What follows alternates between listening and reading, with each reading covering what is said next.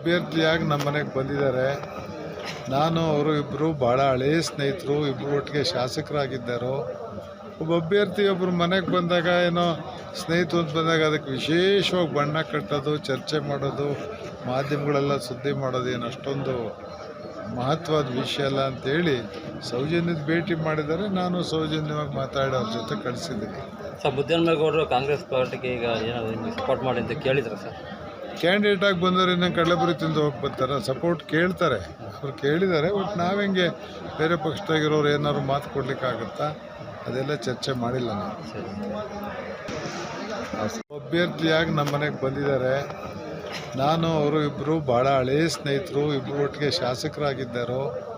ಒಬ್ಬ ಅಭ್ಯರ್ಥಿ ಒಬ್ಬರು ಮನೆಗೆ ಬಂದಾಗ ಏನೋ ಸ್ನೇಹಿತರು ಅಂತ ಬಂದಾಗ ಅದಕ್ಕೆ ವಿಶೇಷವಾಗಿ ಬಣ್ಣ ಕಟ್ಟೋದು, ಚರ್ಚೆ ಮಾಡೋದು, ಮಾಧ್ಯಮಗಳೆಲ್ಲ ಸುದ್ದಿ ಮಾಡೋದು ಏನು ಅಷ್ಟೊಂದು ಮಹತ್ವದ ವಿಷಯ ಅಲ್ಲ ಅಂತೇಳಿ ಸೌಜನ್ಯದ ಭೇಟಿ ಮಾಡಿದ್ದಾರೆ. ನಾನು ಸೌಜನ್ಯವಾಗಿ ಮಾತಾಡಿ ಅವ್ರ ಜೊತೆ ಕಳಿಸಿದ್ದೀನಿ.